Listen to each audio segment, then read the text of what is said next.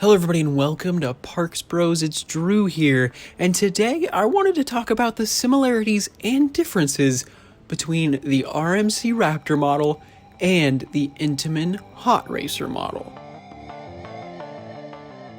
But just very quickly before we get into the similarities and differences between these two models, I wanted to give a huge thank you to both Jonathan and Robotnik Bros for becoming the first ever Parks Bros members, and I can't thank you guys enough. If you'd like to become a Parks Bros member yourself, you can use the join button, which should be right next to the subscribe button, for some exclusive content. And heck, speaking of the subscribe button, if you haven't pressed that yet, please make sure to do so.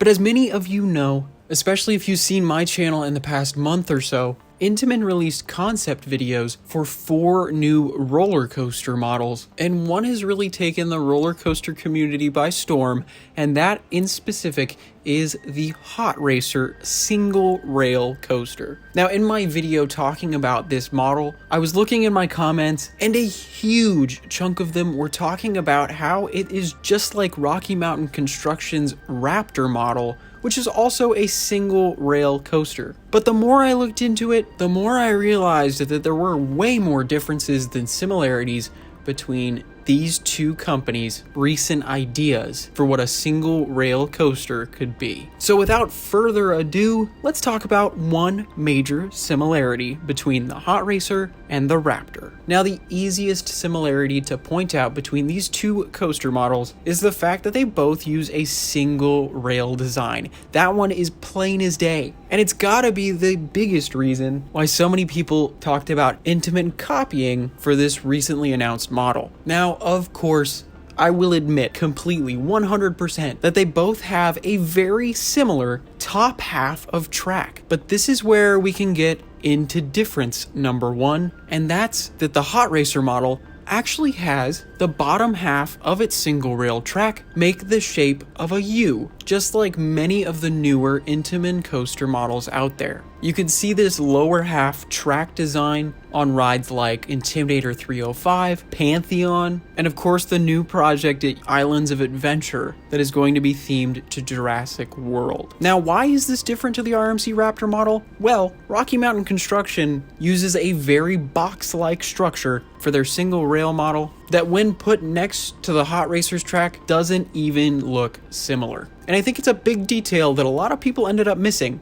if they didn't look in depth on the Hot Racer video. But something else that was super easy to see was the second similarity between these models, that they have single seat rows. Now, this means when you ride these coasters, you'll have no one to your right and no one to your left, just people in front of you and behind you, which can really add to a feeling of being free, especially on these amazing looking coasters where they pull off elements that have never been seen before. And personally, I prefer this seating style just because I can spread my arms out and not worry about hitting anyone or anything while having the ride of a lifetime. But speaking of swinging my arms about, that brings us into the restraints, which there is another huge difference between these. Now, if you've ridden either Railblazer or Wonder Woman Golden Lasso coaster, you know that the restraints for the RMC Raptor go over your head and over your shoulders with a tight seatbelt-like restraint system that all connects to a lap bar at the bottom that you can sometimes forget is there. Now, for a lot of people, this has been kind of troublesome because of how violent these rides can be.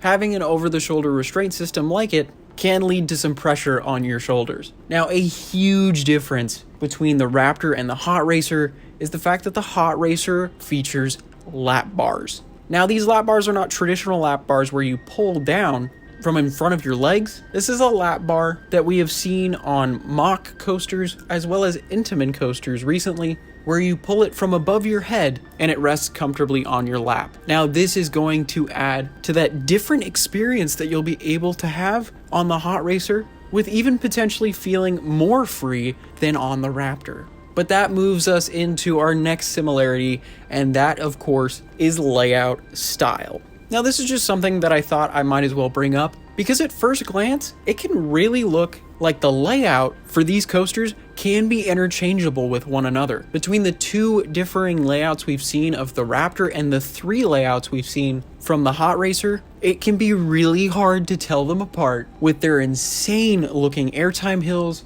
inversions, and wickedly cool turns. But that also leads into another major difference, and that's that they both use differing means of propulsion. Now, the Raptor models, at least that we've seen so far, have only used chain lift systems, like most traditional coasters, and start the ride by going up a hill till they reach their highest point. Now, the Hot Racer is exactly the opposite, with the model focusing on LSM launches that propel it from near the ground and push it to its highest heights. Now, of course, this could become a similarity in the future, but at least as of now, the start of the ride is going to be extremely different between these differing models. Now, that leads us into our final difference between these coasters, and that's due to foot positioning as well as track gauge. Now, something that's ridiculously recognizable with the RMC Raptor model is that you straddle the track. Your feet are placed lower than the top half of track, and it allows for a refreshing ride experience that you really can't get anywhere else. And that's all due to the ridiculously narrow track gauge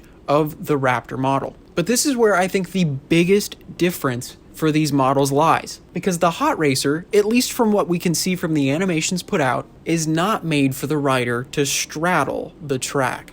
And this looks to be because there is a wider track gauge, and it would realistically be uncomfortable to try and hold a horse stance during an insane ride layout. But this is really where it's going to be incredibly different in ride experience, especially due to what looks to be the higher center of mass, due to your entire body being higher than the track itself. Whereas on the Raptor, it gets ridiculously low for even modern coaster standards, with you sitting only a couple of inches above the track itself. Now, of course, this would lead into different types of heart lining and a whole bunch of other technical things that I don't feel qualified to talk about in detail. But I think this is going to be absolutely the biggest difference between these models, and I can definitely see some people who like the Raptor might not like the Hot Racer, or vice versa.